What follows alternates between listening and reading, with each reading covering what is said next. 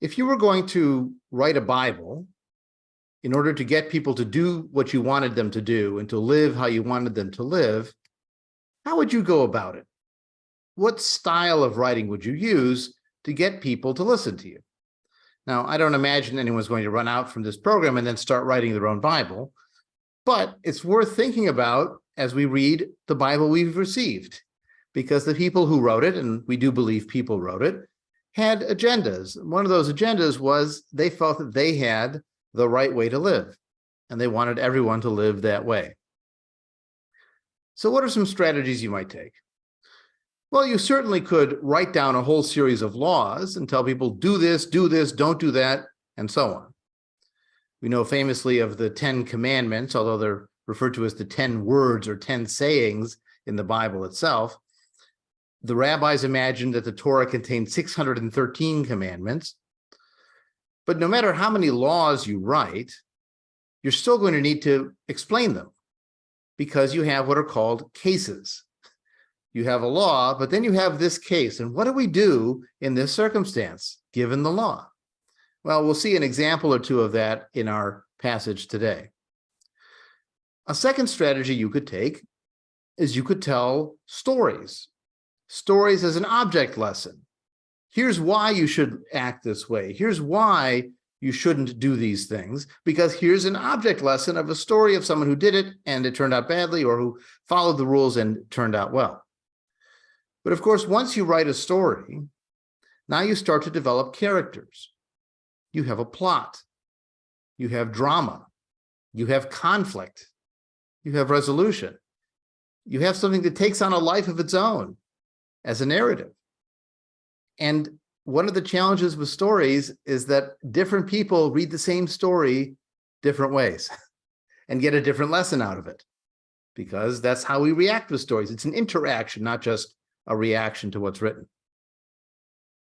A third option is you could create a series of rituals, and the rituals would demonstrate the values you're trying to present, would embody it in practical performance of deeds.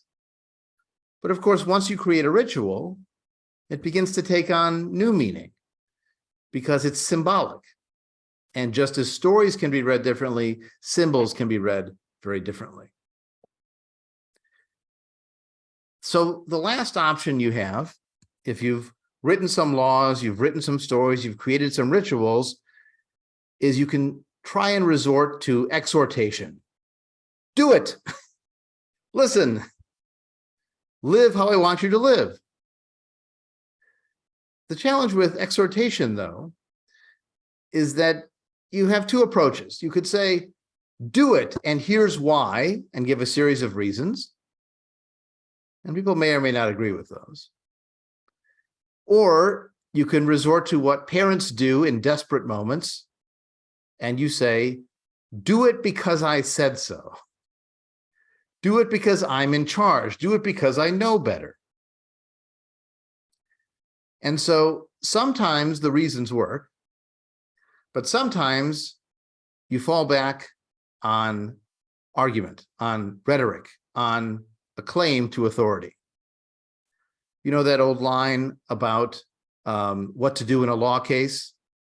When the facts are on your side, pound on the facts. When the law is on your side, pound on the law.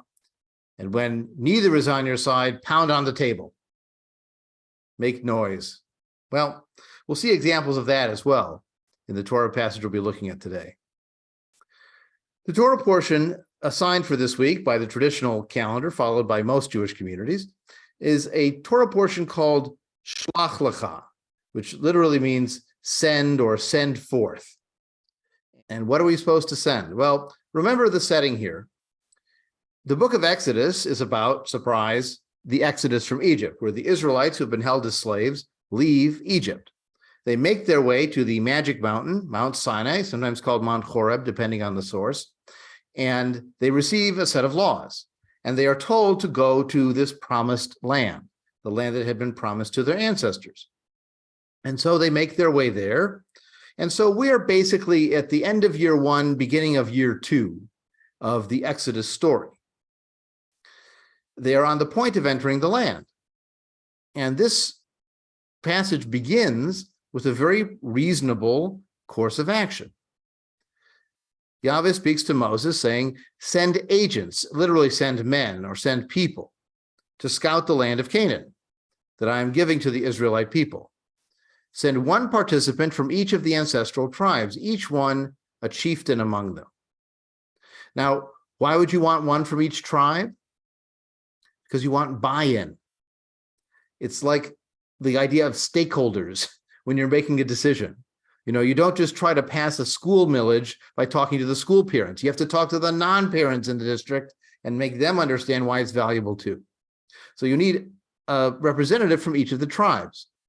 Now, you may remember, or you may not, how many tribes are there supposed to be? Well, supposedly the tribes go back to the sons of Jacob. And if you remember your Joseph and the Amazing Technicolor Dreamcoat, there were 12 sons of Jacob. However, here's where it gets confusing. Joseph has two sons named Manasseh and Ephraim. There is no tribe of Joseph, but there is a tribe of Manasseh and a tribe of Ephraim. So wouldn't that make 13 tribes? But there is one tribe that does not receive a holding in the land of Israel as it's promised. All the other tribes get their territory. There's the territory of Judah and Benjamin and Gad and Asher. But there is no territory assigned to Levi. The Levites, or the Leviim, are a tribe of priests. They don't have a land holding. Their sustenance comes from the sacrifices at which they officiate, and there are Levites in theory scattered all over the other 12 tribal territories. So technically there are 13 tribes, but there are 12 tribes that own territory. And in the list of tribes given in this passage, you don't have the tribe of Levi mentioned, as far as I recall, because you have these are the landholding tribes that are helping to scout out the land. So Moses sets out from the wilderness, sends out these spies, and out they go, each different names from different tribes. We don't really know what these names mean necessarily. They may have been later clans at the time the story was written. We don't have enough evidence to highlight that. Two of the names I will highlight because they'll show up later are Caleb from the tribe of Judah and Hosea from the tribe of Ephraim. Judah in later times will become the most important tribe in the southern part of the land of Israel, Ephraim the most important in the northern part. And those two names, those two characters become important.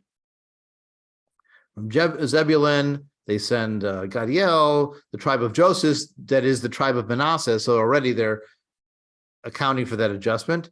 Dan, Asher, Naphtali, and Gad. So notice there's no Levi here, but the Levites don't own territory, so maybe they don't need to send out a messenger. Also, keep in mind, what tribe is Moses from? He's from Levi. So if you're in charge of everything, maybe you don't worry about how the land's getting divided. But note in verse 16, it highlights that Moses changed somebody's name. He changed the name of Hoshea, the son of Nun, to Yehoshua. And that name, you see it here where my mouse is, Hoshea is he will deliver, becomes Yehoshua, God will, or Yahweh will deliver.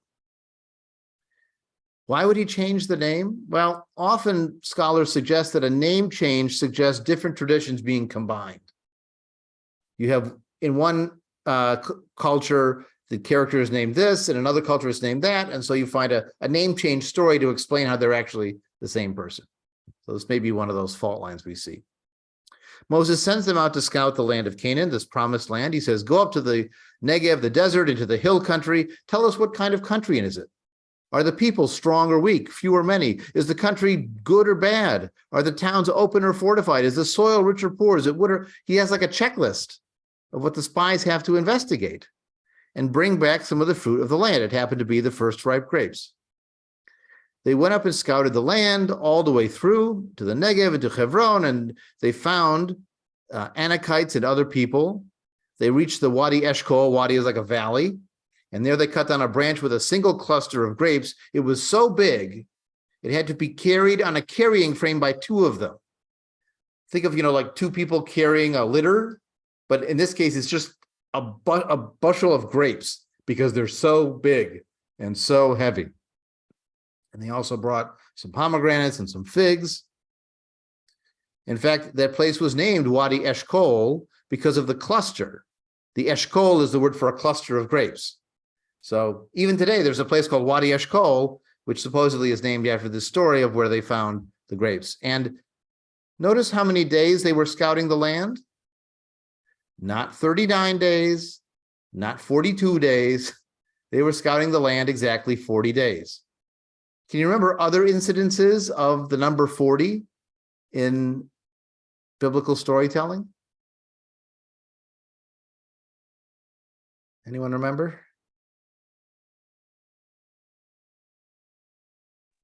Wasn't that the flood? The flood is 40 days of rain. That's right. And of course, how long are they going to wind up wandering in the wilderness? It'll be 40 years. But we don't know that yet. And this is something different, but you've got Alibaba and his 40 thieves. Yeah, that's different. It's different, but it all goes back to the math. Yeah. Well, look, when you have a couple, how many digits do they have? 10, 20, 40, right? There are some magic numbers that cross cultures. So these spies went straight to Moses and Aaron, the whole Israelite community. They made their report to them and showed them the fruit, this huge fruit.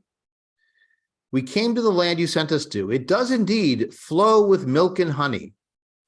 Zavat chalav udavash. You may remember an old Zionist sort of folk song. Eretz zavat chalav, chalav udavash. A land flowing with milk and honey. And here's its fruit. Look how huge. However, they say, the people who inhabit the country are powerful. The cities are fortified and very large. And we saw Anakites there. Anakites is sometimes used as a kind of giant, like massive people. The Anakites dwelled in the Negev region. There are Hittites and Jebusites and Amorites in the hill country and Canaanites by the sea along the Jordan. Another word for the Canaanites, by the way, given to them by the Greeks was Phoenicians. Because the Canaanites, being along the sea, were a trading people. The Greeks were a trading people. They met each other. And the Canaanites actually specialized in a particular kind of dye made from a mollusk that would make a purple kind of dye. And the word Phoenician derives from the Greek word for purple. So they were the original purple people. I don't know what they ate, but they were purple people, but from the Greek perspective. But they were trading people. They were a cosmopolitan people, and they lived by the sea and also along the Jordan Valley by the waters. In other words, there's a lot of nations there. They're already there. What are we supposed to do? Now, Caleb, remember, he's from Judah, one of the big tribes. He hushed the people before Moses and said, "Let us by all means go up. We will take possession of it. We will surely overcome it." I mean, what have these people seen after all? They've seen a pillar of fire, a pillar of cloud, the Red Sea parted, Pharaoh's armies destroyed. God's done wonderful things for them. So what are you worried for? We'll surely defeat them. But the other men who had gone up with him said, "We cannot attack this people. They are stronger than we are." What are we supposed to do? That's a reasonable military assessment. They have fortifications. If you were a wandering nomadic people, how are you supposed to knock down city walls? You don't have catapults. You don't have gunpowder. What are you supposed to do against the city wall? They can shoot down. They can drop boiling oil on your head. Were you supposed to rock climb the wall and conquer the city?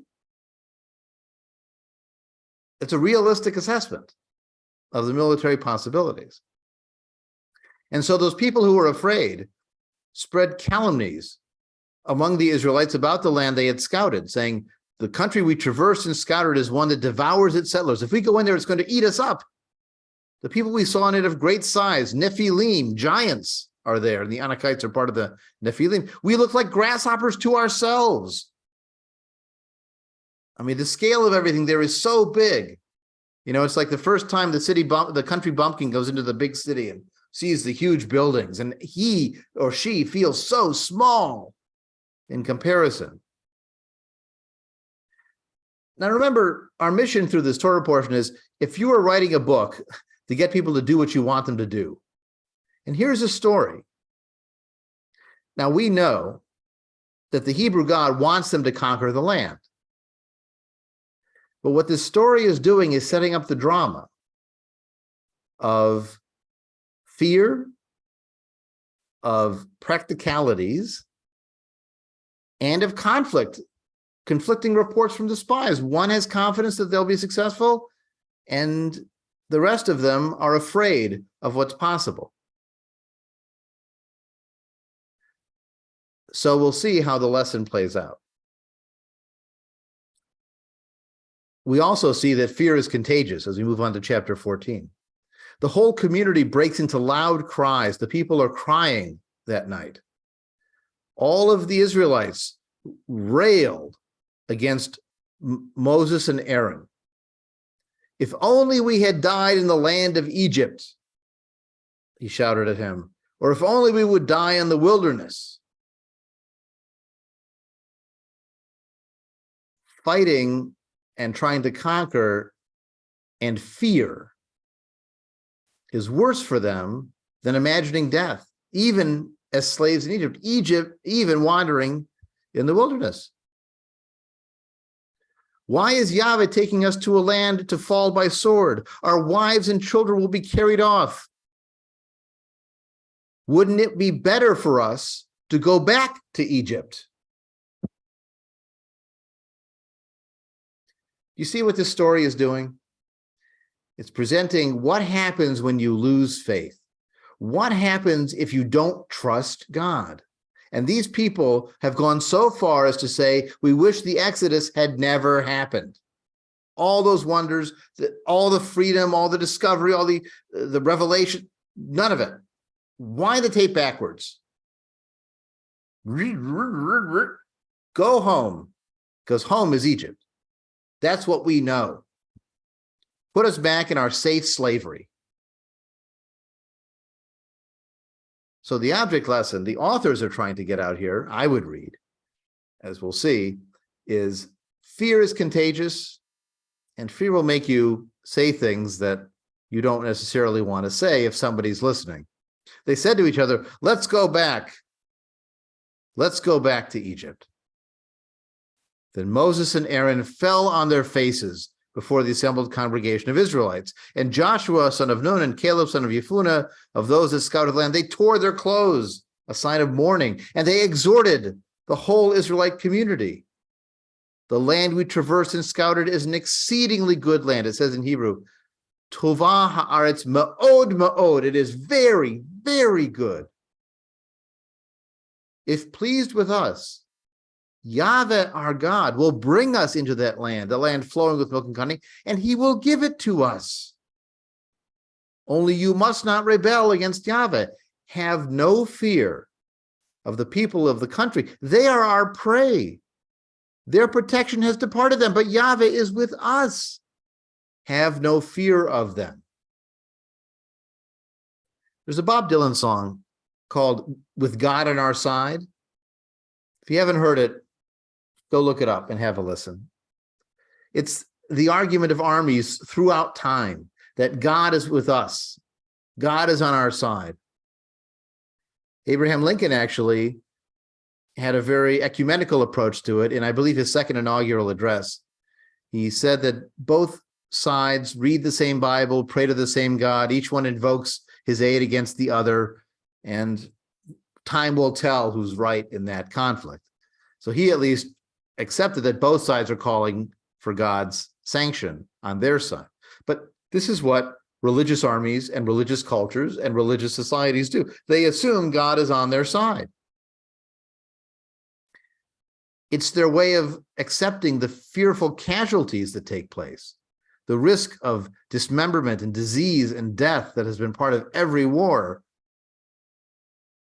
Well, it was done because God is on our side. We are destined to win. This is the argument underlying the story. Caleb and Joshua are right according to the authors, because they maintain their faith. The whole community threatened to pelt them with stones. So they're about to be killed for their chutzpah in doing what Yahweh wants them to do. The presence of Yahweh appeared in the tent of meeting. That's the big pillar of cloud by day and a pillar of fire by night. It means God is in the tent. As Lucy Van Pelt might have said in Peanuts, the doctor is in. God is in. He's in the tent. You can know by that huge pillar of cloud. And so Moses goes to see him, and Yahweh says to Moses, how long will this people spurn me? Ad ana yinatsuni ha'am hazeh. For how long? Until when? I mean, that ad ana is sort of like this, Oi gewalt, you might have said in Yiddish. How long will this people spurn me? How long will they have no faith in me? Despite all the signs that I have done in their midst. The kirvo, right in the middle of them. It's not like I did it 5 miles away and they had to look through binoculars. It happened right next to them. And yet they keep rejecting me. They keep not listening to me. That's enough, says God in verse 12. I'm going to strike them with a pestilence. Dever is one of the plagues, remember, of the Passover Seder. Akenu badever, I'll strike them badever with pestilence. I will disown them. And I will make of you a nation far more numerous than they. You'll be the new Adam, the new Noah. Let's start over. Wipe them out. Bye-bye, Israelites. This has happened before, by the way. In Exodus, at the golden calf moment, he wanted to destroy them too. And Moses managed to calm him down. You know, sometimes Moses serves as God's anger management therapist who intervenes and gives him some perspective and finds a way to redirect him and remind him of his promises and so on and calm him down. And that's the role he has to play today again. Because God is mad. And God says, I'll make you, Moses, the new Noah. Moses could have been tempted, but he wasn't. He says to Yahweh, when the Egyptians, from whose midst you brought up this people in your might, hear the news. So he's saying, okay, let's say you kill them. What are the neighbors going to say? What if the Egyptians hear about it? They'll tell the inhabitants of the land. Now they have heard that you, Yahweh, are in the midst of this people.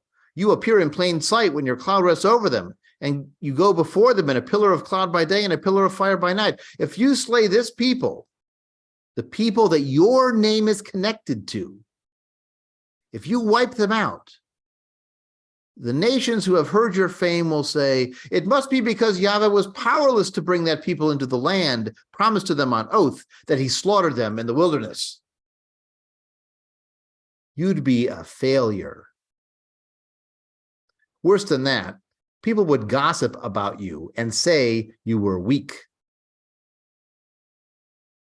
You see, you, Yahweh, this is Moses the therapist, you, Yahweh, have tied your reputation to this people. And so no matter how mad they make you, you cannot wipe them out, because if they're gone, you're nothing. Therefore, Moses says, I pray let my Lord's patience, literally it says koach, his strength, but like the strength to manage yourself, right? Let your self-restraint be great, as you yourself have declared. Yahweh is slow to anger and abounding in kindness, forgiving sin and transgression, but not remitting all punishment, visiting the sins of the parents upon the children to the third and fourth generation. This is quoting from Exodus in the narrative flow, because this is what God said about himself, or God's self, if you don't want to get gendered. That he's patient, that he's kind, that he forgives. He also punishes, and he punishes multiple generations, but he forgives. And he's slow to anger. So it's Moses reminding God of what God said about God's self. Again, a very clever therapist. He listened carefully the first time. He knows how to motivate him with fear of bad tidings and rumors going around and reputation. And maybe he can remind him to be his better self. Pardon, I pray, the iniquity of this people according to your great kindness, as you have forgiven this people ever since Egypt. After all, this isn't the first time you wanted to get rid of them. You forgave them before, forgive them again. God says, Shlach-l'kha, I've pardoned as you asked. Okay, I'll do what you say, I'll pardon them. But as I live and as Yahweh's presence fills the whole world, this is the revenge. None of those involved who have seen my presence and the sign I did in Egypt and in the wilderness, and who've tried me this many times and who have still disobeyed me, lo sham'u b'koli, they did not listen to my voice. I won't wipe out the people, but these specific people who refuse to listen to me, none of them will see this land I promised to their fathers. None of those who spurn me will see it.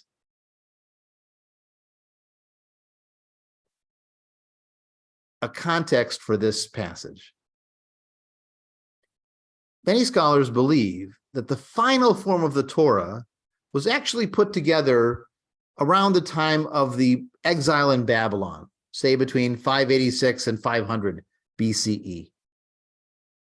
If you were living in Babylon and you were hoping for, praying for, longing for a return to your promised land of Israel, this Exodus narrative is like a prefiguration of what you're already experiencing. You are on the other side. You are hoping to return. And what could stop you? If you believe in a God that intervenes in the world, a lack of faith will stop you. Here's the story as the object lesson.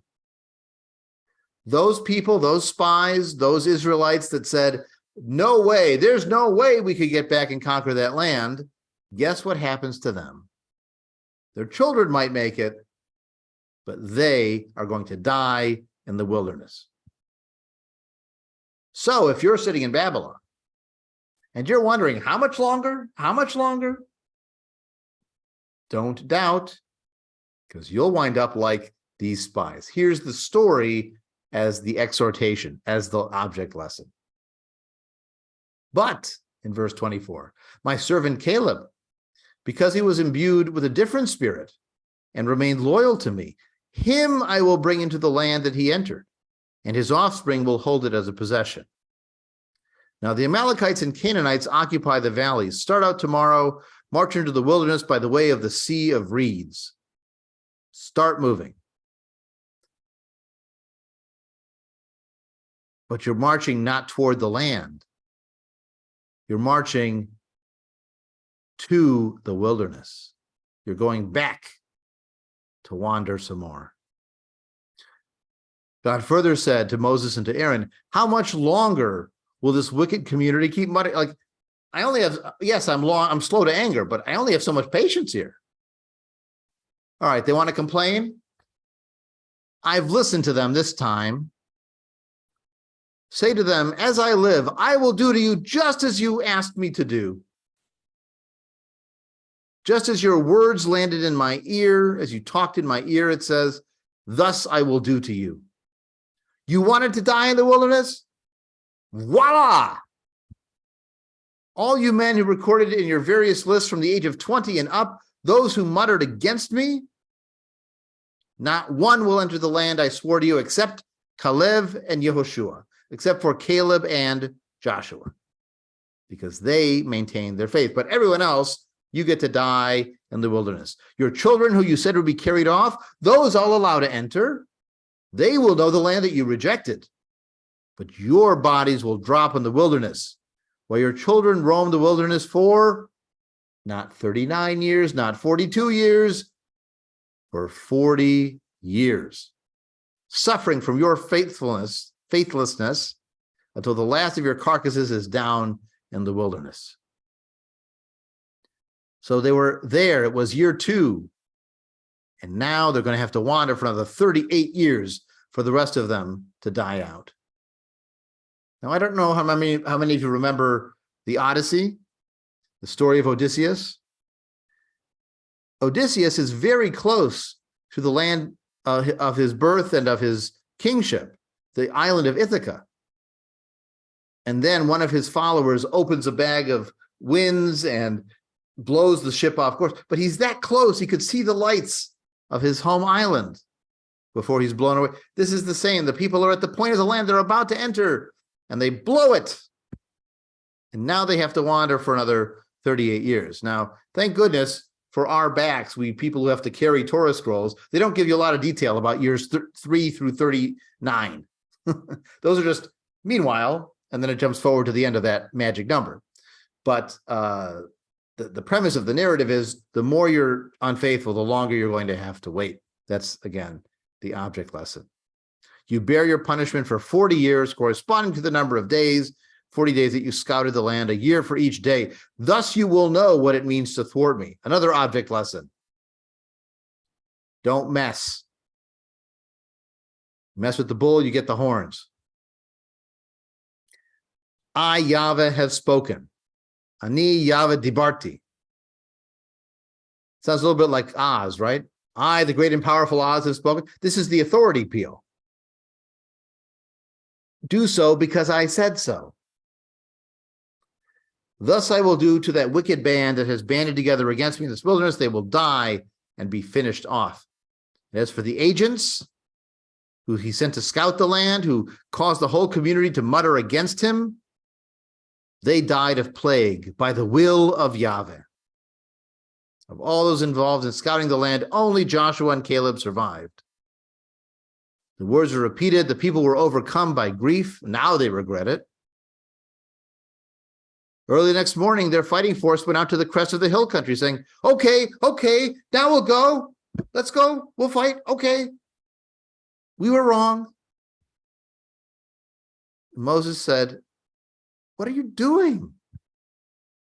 Lama ze atem ovrim et pi Yahweh. Why are you violating, contradicting what came from the mouth of Yahweh? This is not going to work. You won't succeed. Don't go up to the hill country from our valley. You will be destroyed. Notice, by the way, this language of going up into the promised land, it's the same root of the modern Hebrew term aliyah. To make immigration to Israel is like going up to a higher place. But from where they were in the Jordan Valley, it was going up to the hill country where Jerusalem and the fertile land was. If you go up, the Amalekites and Canaanites will face you. You will fall by the sword because Yahweh will not be with you. Yet defiantly they marched toward the crest of the hill country, though neither the Ark of the Covenant nor Moses stirred from the camp. And guess what? The Amalekites and Canaanites dealt them a shattering blow at Hormah. So again, do what God wants or else. Another object story. When God is with us and we fight, we will win. But if God is not with us, he will surely be destroyed. And now we totally shift gears. No more story. Now we're going to get some laws. When you enter the land I'm giving you to settle in, so this is, 38 years from now that I'm going to make you wander for a lot longer. And you present an offering by fire to Yahweh from the herd or from the flock, be it a burnt offering or a sacrifice or fulfillment of a vow or a freewill offering or your fixed occasions. The person presents the offering shall bring as a meal offering a tenth of measure of choice flour, a quarter of hin of oil, and you offer with the burnt offering of the sacrifice a quarter hin of wine and a libation for each sheep. In case of a ram, you have a meal. Why all this detail? Why spend all this time talking about the details of animal sacrifices that won't happen for another 38 years, but also why so much detail in how to do an appropriate sacrifice? Who's in charge of doing the sacrifices? It's the priests, right? Ordinary people can't do this. Well, the priests need to prove why they're valuable, why they're important. They're not warriors. They're not kings. They're not even farmers. They don't even have any, remember, the Levites don't have any territory of their own.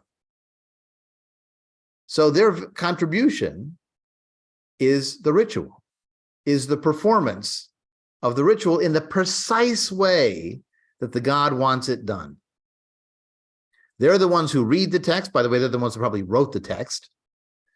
But they're the ones that read it, that interpret it, that enact it, that purify themselves properly, and that know how to do it correctly. As I mentioned before, divine power is thought of like high voltage electricity, where if you know what you're doing, you can do wonderful things. But if you don't know what you're doing, you're going to get zapped like a squirrel in a transformer station. And so if you don't want to get zapped, let the experts do it, right? So that's what this passage is describing. It's saying, let the experts handle these sacrifices because they're going to be the ones that know how to do it. Look at all this detail, and it goes on. If it's an animal from the herd you're offering as a burnt animal or a burnt offering or sacrifice, then you offer a meal offering with such and such proportions. Do this with oxes and rams and so on. Every citizen presenting an offering shall do so with them. And throughout the ages, now this is an interesting social detail.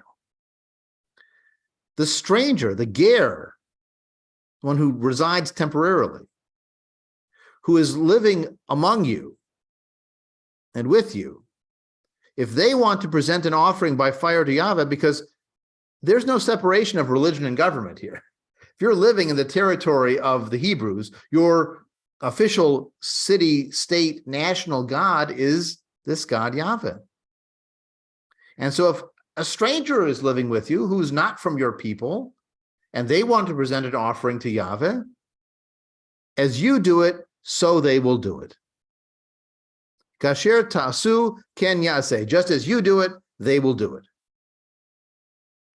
The whole community will do it that way. There'll be one law, chukah achat, one law for you and for the stranger who lives among you. It will be a law for all times. You and the stranger are alike before Yahweh. So Yahweh, as long as you're living in Yahweh's territory, is not particular. If you want to sacrifice to him, the stranger can do it too, as long as he does it exactly the right way. So here we get a statement of law coming in the midst of ritual, but that also has implications for justice, for citizenship, for equal treatment. Now, here's a case of a law to say there's one law for you and the stranger. It's a very simple statement, but it's also a profound statement. It's an eye-opening statement. It's a statement that has legs. You know, some of this stuff, the details of how much flour to offer with a ram, who cares today? But one law for you and the resident who resides with you, even if they're of another people, that's a timeless ethic. The same ritual, the same rule applies to you and the stranger living among you. Another set of rules, starting in verse 18. When you enter the land in which I am taking you and take of the bread of the land, you set aside some as a gift to Yahweh. Yahweh gets his piece. The first yield of your baking, you set aside a loaf as a gift.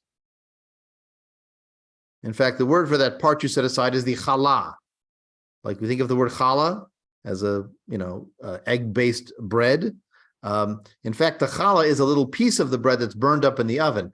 If you look carefully on boxes of matzah, you'll see written in a corner, challah is taken. That means a little bit of the dough is taken as this offering sacrifice based on this passage and burned up to Yahweh, or to the words they use for God now, as part of the baking of the bread. So you give to Yahweh the first yield of your baking throughout the ages. Now, here's the rhetoric and the threat. If you unwittingly fail to observe any of the commandments, so now it's like case law. It's not just, here's all the laws. What if you don't do it, but it was by accident? Like negligent homicide or accidental manslaughter. Or I was, driving on a patch of ice and I skidded. That's different. Any of these laws that you neglect or fail to observe, from the day Yahweh gave his commandment on through the ages, if this was done unwittingly, through the inadvertence of the community, you get the emphasis on accident. It was an accident. It really was an accident. We really didn't know. The community leaders present one bull of the herd as a pleasing odor to Yahweh and one he-goat as a sin offering. The priest makes atonement for the whole Israelite community, and they will be forgiven. It was an error, and for their error they brought their offering by fire. Now, how is it possible the whole community could have made this unwitting mistake? Are the priests to blame? Sort of. We see in narratives in the book of Nehemiah and later on in the book of earlier in the book of Kings, we have two stories of rediscovering a scroll or a text. And they realize they've been doing it wrong all this time.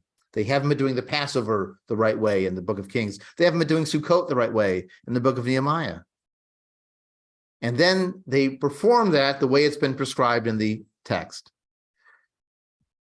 But you have to ask yourself, which is more plausible? That the text has been around, they've been studying Torah every day, every week, and they just forgot to read the section about Passover rules? They forgot to read the section about Sukkot rules? It's all over the place. It appears multiple times in Leviticus and in Numbers and in Deuteronomy. What's more likely is when they found a book, they found a book. It means they wrote a book and they backdated it to Moses. And they said, Moses got the laws for Passover. Moses got the laws for Sukkot. So this is why this passage is important, because if they've inadvertently not done Sukkot all these years since Moses, because, by the way, they just wrote the text and called it Moses's, now there's a way out. Otherwise, they've sinned all these years, and what's the forgiveness? To the third and fourth generation times 50. Instead, this is their out. This is their atonement possibility for a communal inadvertent omission that's caused by the fact they wrote it and backdated the text so that everybody made it wrong for the past generations. They solved their own dilemma. The whole Israelite community and the stranger residing among them shall be forgiven. It happened through a mistake. If an individual sinned unwittingly, they offer a she-goat in the first year as a sin offering. The priest makes atonement, and they're forgiven. For the citizen among the Israelites and for the stranger who resides them, there's one ritual. Again, one law for citizen and for the temporary resident alien. But Hanefesh asher ta'aseh beyad ramah, the person who acts defiantly, literally with an upraised hand. You know, think of like someone shaking their fist at the sky. Someone who reviles Yahweh, either from your citizens or from the strangers, that person is cut off from their people. The punishment of cutting off, there's some debate over whether it was like social shunning, you know, think of like the Amish, or if it was a divine kind of punishment. They'll have no future. All their kids will die. That's what being cut off is. There's some debate over the meaning of that, but it's a very serious punishment. So if they defiantly shake their fist at God and break those rules, if they eat that ham sandwich on the steps of the synagogue, because it was the word of Yahweh that was spurned and his commandment that was violated, the person is cut off and bears their guilt. No atonement solves it. And now, here we have a case law. Once when the Israelites were in the wilderness, they came upon a man who was gathering wood on the Sabbath day. So far, they've gotten a commandment that says, do not do any work on the Sabbath. But it's not entirely clear, A, does gathering the wood count as work? And B, does what punishment obtains if someone, it says don't do it, but what are you supposed to do if someone does? Here's someone who's violated the law intentionally. He went out to go gather sticks. Now, you might decide that since you're not allowed to gather the manna, the special food that they've eaten so far in the wilderness, on Shabbat, you were only supposed to gather double on Friday and not gather on Saturday. You could extrapolate from that gathering sticks is also something you're not supposed to do on Shabbat. But what do we do with this person now? Those who found him brought him before Moses and Aaron. He was placed in custody, like a guardianship, because it had not been specified what should be done to him. Then Yahweh said to Moses, they go to the judge, and the judge says, the party in question, mot yumat, he will surely die. The community leadership will put him to death with stones outside the camp. And so they took him outside the camp and stoned him to death. as Yahweh commanded Moses. Now, did he have legal counsel? Is there a court of appeal? No. But it sets the precedent that you have a problem, you take the case to the community leadership, the priests, Moses and Aaron, who are the God intermediaries, and the leadership of the community, and they'll decide what the sentence will be. It's a statement of authority, even to the point of the death penalty. And then we have one more law, and it seems to be out of nowhere. Speak to the Israelite people, instruct them to make for themselves fringes on the corner of their garments throughout the ages. Let them attach a cord of blue to the fringe at each corner. This shall be your fringe. Look at it. Why? Here's a reason. Doesn't just say, I'm God, do this silly thing. Why have these fringes on the corner of your garment?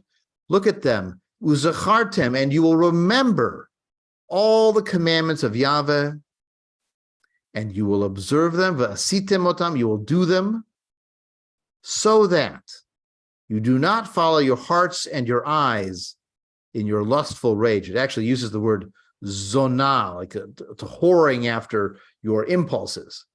You see beautiful sticks on a Saturday. Wait. Restrain yourself. I notice an interesting narrative parallel here between God, who wants to destroy the people, and he has to restrain himself with Moses' help and encouragement, and the people who are tempted to break the laws, but they need to find the strength to restrain themselves. And their reminder are these fringes on the clothes. Now, these are called tzitzit, fringes. You'll see them on the edge of a talit, a prayer shawl.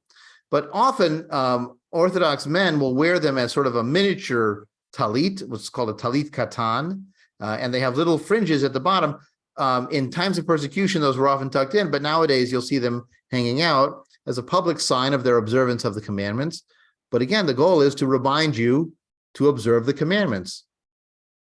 Now, you might think this fringe law comes out of nowhere, but it's about inadvertent forgetting, right? If you forget to observe the commandments, here's how we resolve it. Here's someone who willfully violated them. Now we'll solve both. Have a public reminder at all times that you will follow these laws and you will not follow the laws. You'll always have a reminder. Thus will be reminded to observe all my commandments and to be holy to your God. I am Yahweh, your God, who brought you from the land of Egypt to be your God. I, your God, Yahweh. Listen to me. I am the authority. Not just because of what I did, but because of who I am.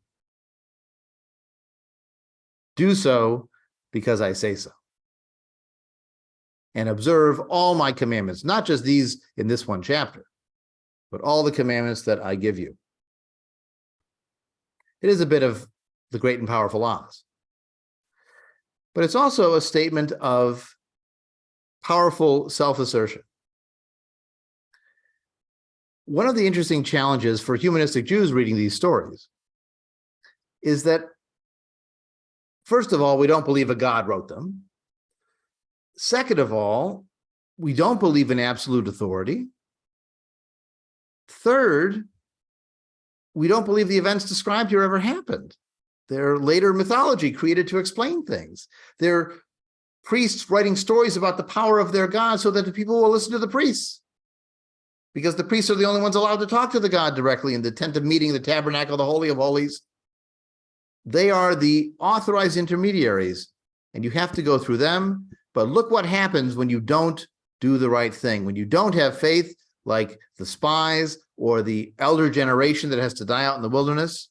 You will not return to the promised land. You will not thrive. You will die. You'll forget how to perform the commandments, and then you'll be wiped out. It's authority through threat and cosmology, and that's not how we operate. So when we read these stories, we can play detective and try to find out when it was written and why, what's the agenda. We can hear the drama in the story. Moses as the therapist, the people misguided, and then saying, oh, we'll fix it, we'll fix it. Just like your kid that tries to fix the problem after it's too late. We hear the pathos. We see the drama. We appreciate the human dynamics.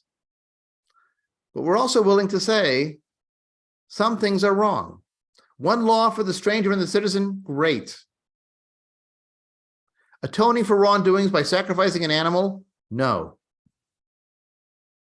Fix it with the person. Fix it with yourself. Fix it with the world. But no magic shortcuts. No, sympathetic magic and ritual. If you want to remind yourself of anything, just remind yourself of the humanity of the person next to you, be they a citizen or a stranger. That's a value we love. You can always mine the text for the diamonds in the rough, the needles in the haystack. Just don't forget what's the haystack and the context from which you derived it. So with that, I wanted to ask if there are any comments, thoughts, questions, reactions to that exploration of this Torah portion.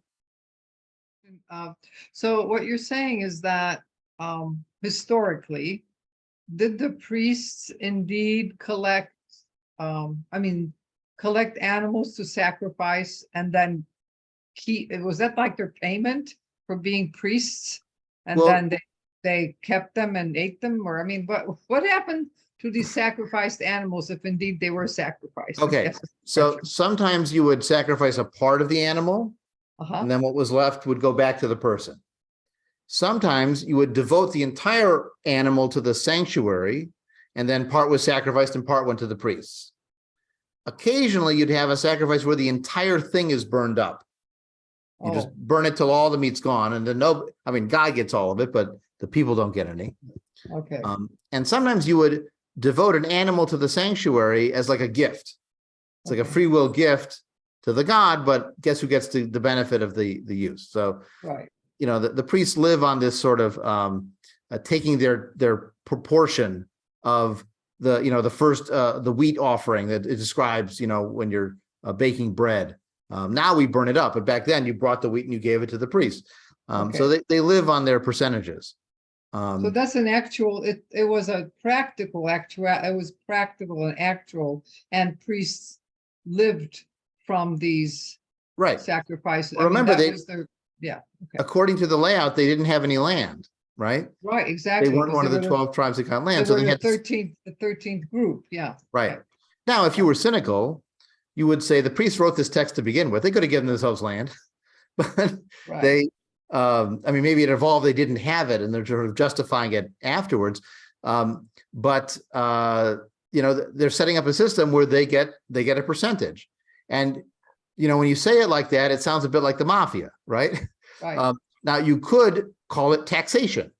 That's what I was. Which is the government getting their percentage. Right. Which is also a kind of protection, because if you don't pay them, they're going to come get you. So, whether some people think taxation is theft. They use that language. And I guess it depends on how efficient your state government and federal government is, whether you see it as services being returned or grift being taken. That's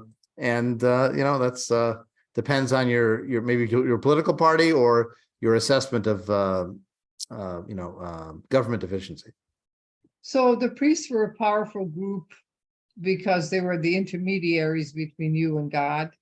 Right. Just like he is. Like you. This portion always kind of sounded like somebody settling an argument between two sets of house rules. Like if your parents teach you how to play pinochle and you play with them for a bunch, and then you go to your friend's house to play pinochle, and all of a sudden there are all of these rules that are different. And it turns out because your parents learned one way and their parents learned another way, and both of them are right. And so eventually you just have to, look up the rules on the internet or something like that, where because that's the source of truth. Just all of these ridiculous arguments over things that in the end aren't going to be the make or break portion.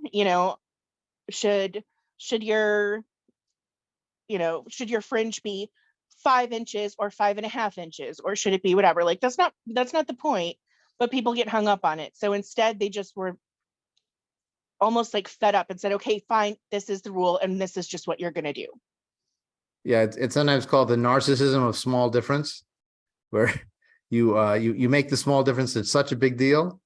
But it is true that there are debates and discussions in the Talmud that spend time on how long do the fringe have to be, and where do you get the blue that you use to make the blue part of the thread, and how do you do this? And there's a lot of detail invested in that. And some scholars who study this material wonder, why do they spend so much time on this? In fact, for a while, they didn't even put the blue thread on because they didn't know the particular blue molasses they used to use to make the dye specific to those threads. They couldn't find it anymore. And yet they're still debating it over and over again. And the answer that's given sometimes is, if they're living in a diaspora experience and they cannot control their safety, their standard of living, their predictable future, what can they control? This debate of a castle in the sky, of a ritual performance that they may never do in their lifetime. But they can argue over the details of that rather than, solve the problem.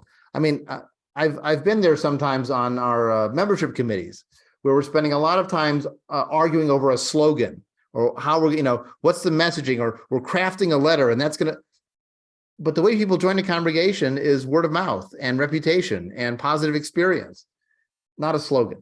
So you can spend all your time wordsmithing and thinking it's going to control everything. But in the end, the words only do so much. But that's what you can control, so you want to do that. I often laugh sometimes. You can read bylaws of organizations and see the trauma they've endured by what they've tried to define to great detail in the bylaws, because they want to control what they couldn't control. And so the more detail they put, the more effective they feel they're being. But in the end, I found that if you have goodwill, it works. And if you have suspicion and mistrust, it doesn't work. And the rest is window dressing.